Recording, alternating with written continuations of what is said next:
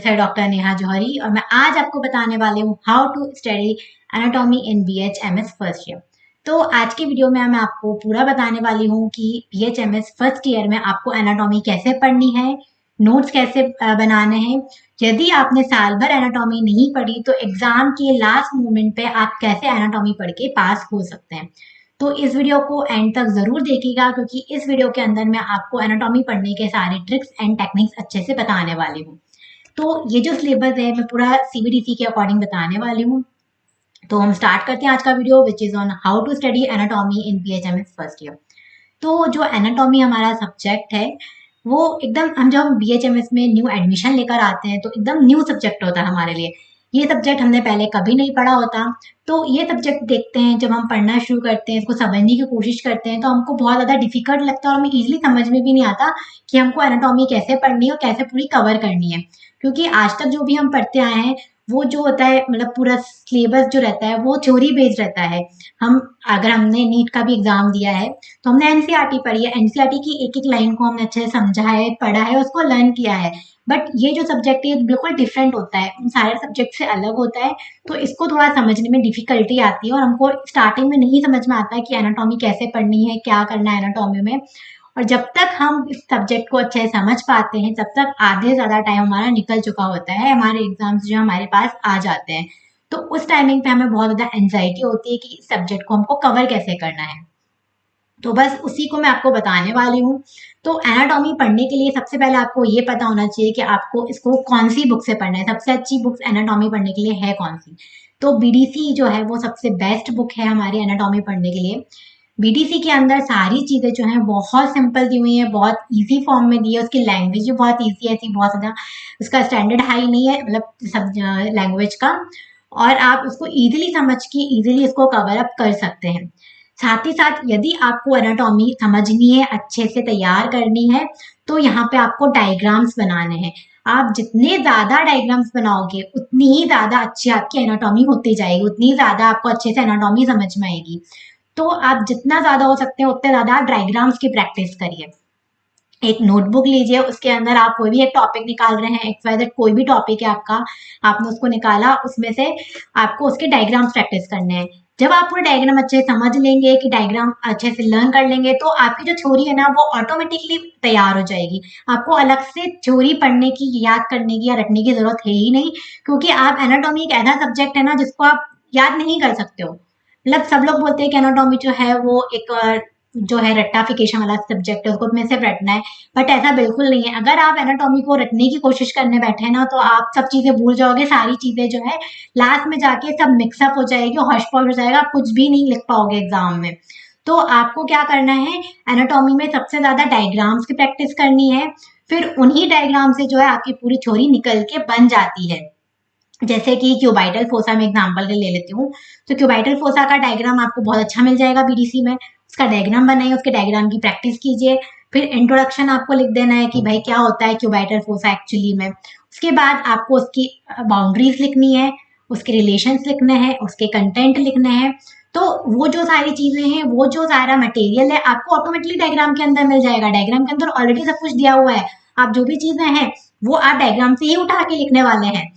इसके बाद जो भी डायग्राम आप प्रैक्टिस कर रहे हैं वो कलरफुल होना चाहिए।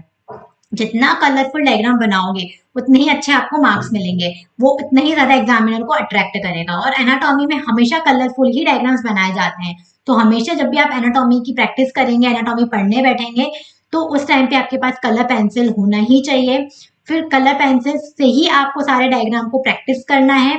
आपको पता होना चाहिए कि आपकी नर्व कौन सी कलर की बनेगी, आर्टरी क्या कलर की होती है, मसल्स को आपको किस कलर से बनाना है। तो सारे कलर्स को आपको यूज करके आपको अच्छे से उसको डायग्राम की प्रैक्टिस करनी है। फिर जब आप एग्जाम में लिखने जाओगे, क्वेश्चन लिखने जाओगे, तो सबसे पहले आपको इसका वेल लेवल डायग्राम बनाना है। डायग्राम के साथ उसकी थ्योरी जो है उसको पॉइंट बाय पॉइंट लिखना है। नेक्स्ट इंपॉर्टेंट ट्रिक क्या जाती है, एग्जामिनर क्या करते हैं, मतलब पूरा क्वेश्चन पेपर हमारे हाथ में आ गया, उसके बाद हम क्या करते हैं, डायग्राम बना दिया।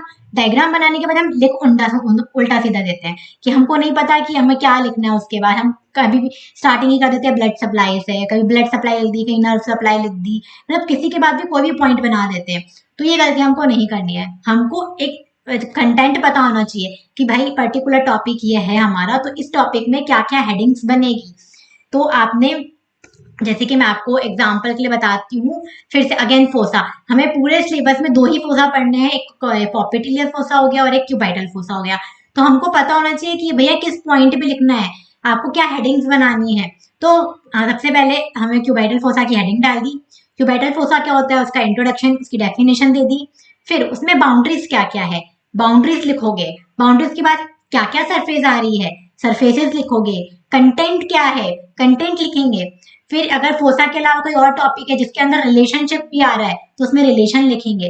नर्व सप्लाई क्या है, नर्व सप्लाई आती है तो nerve supply, blood supply, lymphatic drainage, and then उस पर क्लिनिकल एनाटॉमी। ये जो है पॉइंट है, ये एक मतलब एनाटॉमी का कोई भी आंसर लिखने का तरीका होता है कि इस तरीके से आपको पूरा स्टेप बाय स्टेप आपको पूरे आंसर्स जो है लिखना है, अरेंज करना है, इन हेडिंग्स में अरेंज करना है, साथ में डायग्राम तो देने ही देना है। नेक्स्ट चीज आ जाती है जो एनाटॉमी में हम गलती करते हैं कि अगर हम कोई टॉपिक पढ़ के चले जाते हैं तो हम क्या करते हैं, उसको कुछ ज्यादा ही लिख कर आ जाते हैं। तो भाई यहाँ पे टाइम मैनेजमेंट आपको करना है।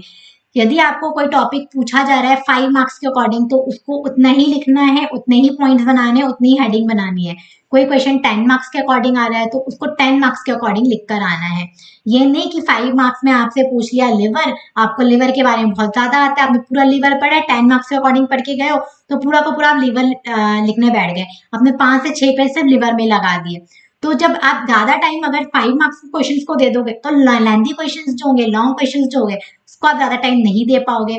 ज्यादा टाइम नहीं दे पाओगे तो आपका क्वेश्चन पेपर जो है वो छूट जाएगा, आप उसको कवर पूरा नहीं कर पाओगे, तो आपको मार्क्स नहीं मिलेंगे। तो आप जितना लिखोगे, टू द पॉइंट लिखोगे, आपको उतने ही मार्क्स मिलेंगे। आपको ज्यादा लिखने पे ऐसा नहीं कि ज्यादा मार्क्स मिल जाएंगे, तो आपको उतना ही कंटेंट लिखना है जितना आपको जितने मार्क्स में पूछा गया है। उसके बाद नेक्स्ट ये आ जाता है कि आपको आगे आपको सिलेबस पता होना चाहिए। भाई आपके पास 2 एनाटॉमी है, उसके 2 पेपर बनेंगे, एक फर्स्ट पेपर आएगा, सेकंड पेपर आएगा। तो अब आपको क्या करना है, जैसे आपके एग्जाम आ गया, एग्जाम बहुत पास आ चुके हैं, आपके पास 1 महीना बचा, आपने साल भर से नहीं पढ़ा, या आप साल भर सिर्फ कंफ्यूजन में बैठे रहे कि मतलब समझ में नहीं आया क्या पढ़ना है, कैसे पढ़ना है। लास्ट मोमेंट में पढ़ना है तो आपको एंजाइटी बिल्कुल नहीं होनी चाहिए, आपको बिल्कुल नहीं घबराना है। आपको पूरा सिलेबस, सबसे पहले सिलेबस खोलना है। फर्स्ट पेपर में कितने टॉपिक हैं अलग कर देना है, सेकंड पेपर में कितने चैप्टर्स आने हैं अलग कर देना है। आपने फर्स्ट पेपर सेकंड पेपर के चैप्टर्स अलग कर दिए, अब आपको पढ़ना स्टार्ट करना है। तो आप कहाँ से स्टार्ट करोगे, आपको ऐसे चैप्टर्स उठाना है जहां पे आपको कंटेंट कम मिले। कम कंटेंट से मतलब ये है कि कम टॉपिक, कम सिलेबस कवर करता हो, क्योंकि आप ऐसा कोई सब्जेक्ट, मतलब ऐसा कोई चैप्टर उठाते हो जिसमें आपको कम टॉपिक्स में लेंगे, कम जो है चीजें पढ़ने को मिलेगी, तो उससे क्या होगा, आप जल्दी उस चैप्टर को कवर कर लोगे।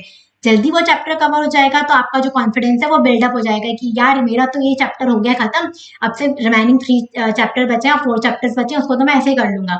तो सबसे पहले स्टार्टिंग में आपको बहुत बड़ा चैप्टर लेके नहीं बैठ जाना है, जैसे कि सेंट्रल नर्वस सिस्टम, आपको पूरा न्यूरो एनाटॉमी आ जाती है इसके अंदर। न्यूरो एनाटॉमी बहुत बड़ा चैप्टर हो जाता है, बहुत वास्ट हो जाता है भाई, इसमें सिलेबस ही बहुत भयंकर होता है। जब हम मैं फर्स्ट ईयर में थी उस टाइम पे, जब हमारे प्रोफेसर्स ने हमको न्यूरो एनाटॉमी पढ़ाना स्टार्ट की थी, तो सबसे पहला जो टॉपिक था उन्होंने उठाया न्यूरो एनाटॉमी था। स्टार्टिंग से ब्रेन में हमको उलझा दिया। भाई वो जो ब्रेन था ना, 3 से 4 महीने से ब्रेन ही पढ़ा है हमने, ब्रेन के अलावा हमने कुछ हाथ ही नहीं लगाया।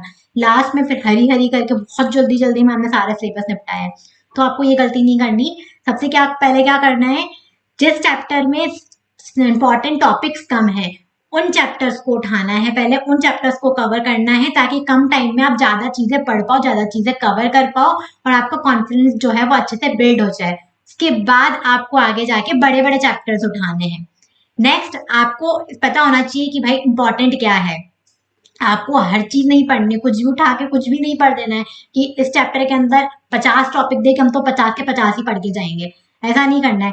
लास्ट मोमेंट पे आप एग्जाम के लिए तैयारी करो, लास्ट मोमेंट पढ़ रहे हो, तो आपको पता होना चाहिए कि भाई ये एक पर्टिकुलर सब्जेक्ट है, इस पर्टिकुलर सब्जेक्ट में इतने चैप्टर्स हैं, इतने चैप्टर्स के अंदर इतने इंपॉर्टेंट टॉपिक्स हैं जो हमको पढ़ के जाना है, बस आपको उतना ही पढ़ना है। क्योंकि लास्ट मोमेंट जब आप पढ़ने बैठोगे ना, तो आपके लिए ये इंपॉर्टेंट, आपको रैंक लाना इंपॉर्टेंट नहीं है, क्लास में टॉप करना इंपॉर्टेंट नहीं है, आपको सिर्फ पास होना इंपॉर्टेंट है। और एनाटॉमी में बहुत मुश्किल होता है पास होना, क्योंकि एनाटॉमी में चीजें टू द पॉइंट लिखनी होती है। इसमें हमको पैराग्राफ नहीं लिख के आना है। सबसे बड़ी गलती हम यही कर देते हैं, हमको समझ में ही नहीं आता हमको लिखना कैसा है। हमको लिवर टॉपिक आ गया तो हम बस लिवर हेडिंग डाल के उसको फिर लंबी सी कथा जैसे लिखना स्टार्ट कर देते हैं। तो हमको पैराग्राफ बिल्कुल नहीं लिखना है, पैराग्राफ में कुछ भी चीज नहीं लिखनी है। हमको जो चीजें लिखनी है टू द पॉइंट लिखनी है। सबसे पहले हमको बनाना है डायग्राम। जहां हमने डायग्राम बनाया हमारी थ्योरी ऑटोमेटिकली कवर अप हो जाएगी। बस डायग्राम से लेके हमको सारे पॉइंट बना देने हैं।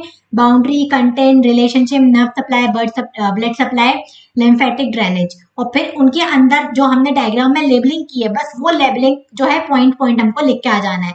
तो यदि आप पॉइंट बाय पॉइंट लिखोगे तो आपको जो मार्क्स है वो बहुत ज्यादा मिलेंगे और एग्जामिनर को चेक करने में भी इजी रहेगा और उसको लगेगा कि भाई ये पढ़कर आया, इसको सब पता है इनसे बारे में, तो आपको इजीली मार्क्स मिल जाएंगे। यदि आप बहुत ज्यादा कथा लिख कर आओगे, बहुत ज्यादा उसको एलेबोरेट फॉर्म में लिख कर आओगे, पैराग्राफ्स बना के आओगे, तो एग्जामिनर को कॉपी चेक करने में भी दिक्कत आएगी। चढ़ के आप कुछ तो भी लिखोगे, चढ़ के काट पीट देगा और आपके मार्क्स कट जाएंगे। तो टू द पॉइंट लिखनी है, पॉइंट्स भी लिखने हैं और डायग्राम के साथ लिखने हैं, वो भी कलरफुल डायग्राम। अब यहाँ पे जैसे मैंने आपको एग्जांपल दिया था फोसा का, तो फोसा बहुत इंपॉर्टेंट है। देखो यार, अपर लिम्ब में हो या लोअर लिम्ब में हो, अपर लिम्ब में आओगे तो क्यूबाइटल फोसा मिलेगा, लोअर लिम्ब में जाओगे तो आपको पॉपिटिलियर फोसा मिलेगा।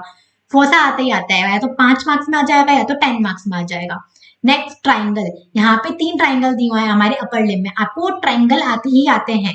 तो ट्राइंगल बहुत इंपॉर्टेंट है, आपको ट्राइंगल पढ़ के ही जाना है।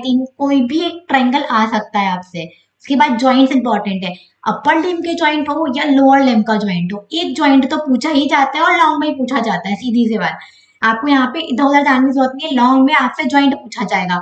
तो जॉइंट आपको छोड़ने ही नहीं है, एक भी जॉइंट ऐसा नहीं जो आपको छोड़ना है। आपको 4 जॉइंट है जो इंपॉर्टेंट जॉइंट्स है वो आएंगे और चारों जॉइंट्स को अच्छे से पढ़ के जाना है। इसके बाद यहाँ पे मैंने अपर लिम्ब के इंपॉर्टेंट टॉपिक दिए हुए हैं कि आपको अपर लिम्ब में, पर्टिकुलरली अपर लिम्ब में इतने ही टॉपिक है जो आपको इंपॉर्टेंट टॉपिक है जो एग्जाम में आप पढ़ के जाने वाले हो, और इसमें से आपका पूरा जो सिलेबस है अपर लिम्ब कवर कर लेगा। तो अपर लिम्ब में आपको क्या पढ़ना है, ब्रैकियल प्लेक्सस। ब्रैकियल प्लेक्सस बहुत इंपॉर्टेंट है, 10 मार्क्स से पूछा जाता है लॉन्ग में। ये मेरे खुद के एग्जाम में आया था, जब मैंने एनाटॉमी का एग्जाम दिया था तो मुझे खुद पूछा गया था एग्जाम में ब्रैकियल प्लेक्सस के बारे में, 10 मार्क्स में आया था।